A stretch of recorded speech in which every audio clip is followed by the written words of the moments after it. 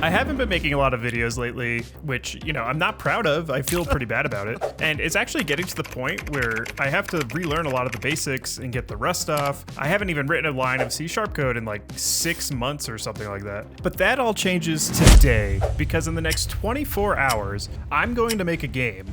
And I don't even care what kind of game, it could be anything. But I'm gonna be working on this game all day. We're gonna be peeling off cobwebs, getting the rust off, relearning things I definitely already know but haven't looked at in like months.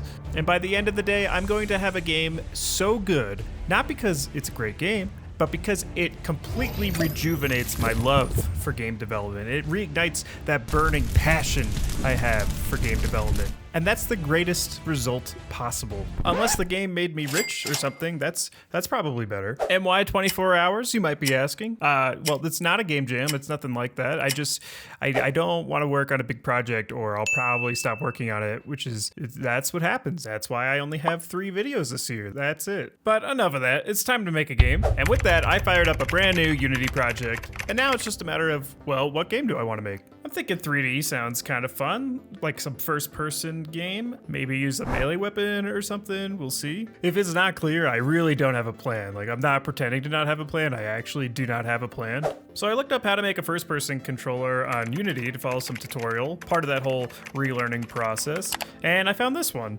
First-person movement in 10 minutes by Dave. Thanks, Dave. You're the best. So I started the tutorial, I was going through it, and at some point during it, I realized that this feels eerily similar to Carlson, the game made by Danny. And then I actually remembered like a few years ago, Danny made like a tutorial on how to do movement. And it definitely looks like Dave basically took that tutorial and just enhanced it and expanded upon it, which is totally fine. I just wasn't expecting to make a Carlson type game, but I already did the tutorial, so I guess we're making a Carlson type game.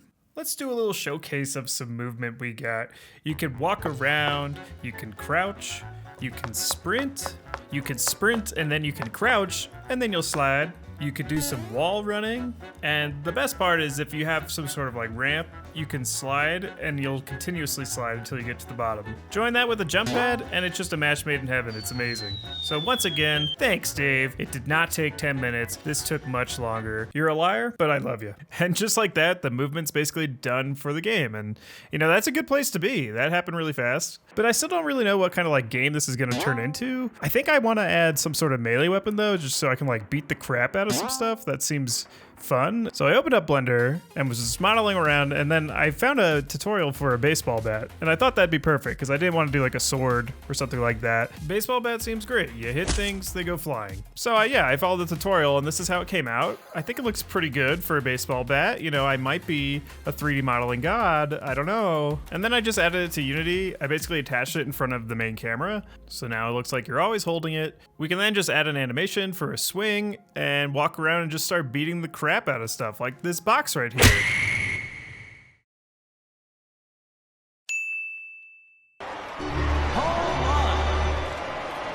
Cool, so now that we have movement and we can hit stuff, as much fun as I'm having just hitting these boxes, it definitely would be more fun to have an enemy to beat up on. And maybe then the game will actually start to kind of take shape. So I went back to Blender, and because I had so much fun beating up on boxes, the enemy I started to make was also box shaped. It just seemed right. So after playing around for like an hour, this was the end result. I call him Boxman. Very original. Did I mention I'm a great 3D modeler? And now we can simply export him and drag him into Unity, and oh my god, he is a monster. I did not scale him right in Blender. Oops. So after I shrunk him down, it wasn't too hard. We're now at the point where I want to hit him with this bat, but nothing's happening, so we gotta add some collision and some physics. Maybe add a rig to him, which means he needs bones. So I went back to Blender, and I forcefully created Boxman Bones.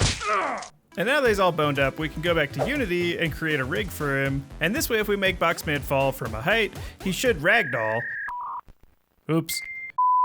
As I was saying, he should ragdoll, and look at that. It's perfect. Nothing wrong here at all.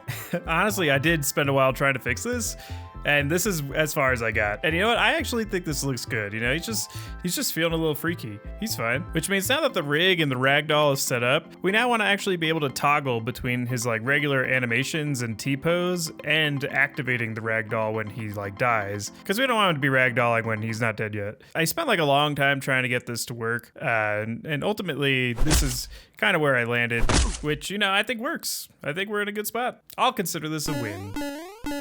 And while I'm having a lot of fun just beating up this enemy, I think it's only fair if it can throw a punch back. It's starting to feel like a little bit immoral. So I baked the level. You can kind of like see these blue outlines, and this lets AI agents walk wherever they want as long as it's within this like area. And then wrote up a quick script where the enemy is going to chase the player, and if they get close, they'll hit the player into the air and give the player some damage. And if the player takes enough damage, well then guess what? They die, which makes sense. It's nice and simple. Looking at this in action, so the enemy's chasing around the player, and then when he gets close, he'll launch him into the air. And if he was to hit me a couple times, well, then I would die. So it's a little more fair now. Might want to turn down that knockback a little bit. It's a little high. And at this point, now that the bat's been ready for so long, I just want to hit a baseball. Like, I've been waiting to hit a baseball. I feel like that's the logical next step, is being able to hit a baseball. So I wasted no more time. I went back to Blender. And this time I found another tutorial about how to make a baseball in 1 minute, which, you know, 1 minute. Pretty aggressive claim from Blender Vitals here after what Dave was saying, which, you know, I was right to be skeptical because after following this tutorial as closely as I possibly could, I did get a baseball in the end. And Blender Vitals, it does look pretty good, so thank you very much. But it took much closer to 20 minutes than 1 minute. So, you know, I'm not gonna claim false advertising. I would never do that. I'm not that type of guy, but, you know, somebody might. I don't know who. Anyway, yeah, I put the baseball in Unity and I had the same problem where it was too big. Oopsie. So I shrunk it, and then I wrote up a quick script where you basically can just like spawn a baseball now and launch it. And if you time it with the swing animation, then it looks like this. And you're now able to hit a baseball at enemies or bounce it or do whatever, which I think is pretty cool. It deeply satisfies my need to hit a baseball, and that's all you can ask. And it's also pretty satisfying just to smack the crap out of some enemies with a baseball. It's a little too satisfying. I can't really stop. And now I got tired of the enemies just kind of following you around T-posing, so I made some animations. Here's the running animation I made for the enemies. I only did like 2 sets of frames, but it came out kind of horrifying. I love it. They kind of remind me from the Titans from Attack on Titan. And they also knock you back a little bit less because it was insane before. I'm much happier with this. And now the last thing I wanted to do for the enemies is to give them the ability to throw a baseball at you, because that was kind of like the original idea. So now they're gonna beam you in the face with the baseball really, really hard, and you kind of always gotta be moving or it's gonna hit you really fast. And at this point in the day, I've actually been working for a while trying to debug a lot of issues and getting all this up and running. I think because I'm trying to get back into it, I'm taking my time and relearning a lot of simple things I forgot, and it's taking longer than normal, but I don't want to waste too much more time on attacks. But I do have one more thing up my sleeve, because you know what's better than whacking an enemy and hitting an enemy is slamming an enemy. People are saying that all the time. And really, I just want to use these jump pads more because they're obviously the best part of the game. And so this is what I did. Now, when you're high up in the air, you can attack and you'll start a slam. And then when you hit the ground, everything in a big area gets popped up into the air and dies. Now, this is my favorite part. We have so many components coming together at this point that really the only thing left to do is put it all together and make a level. So let's make one.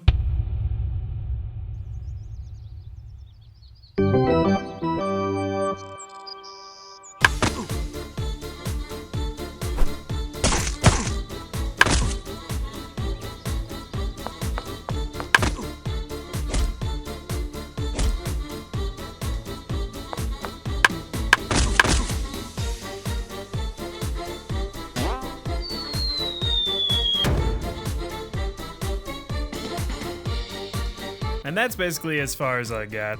I did keep building out the level a little bit, but this is pretty much a good stopping place for me. And while I'm not super proud of the game, like it's just a quick little prototype I made in a couple hours, basically. You know, this needs like a ton more work. But this was a really fun project just to get back into the swing of things and relearn a bunch of stuff. I think it achieved the goal. I think the fire is a kindling. I think I'm back. So make sure you guys are there for that. You don't want to miss out. You want to subscribe. You don't want to miss it. And if you're still here watching the video, then I'm actually so grateful that you've watched so far and you've come back to watch my videos. I know I haven't been posting a lot. I really do feel bad about it, but hopefully this is the turning of a corner and I'm going to start posting a lot more. That's definitely the goal. And in fact, I've already started a few new projects. So that's basically it. I appreciate you. You're the best. I love you.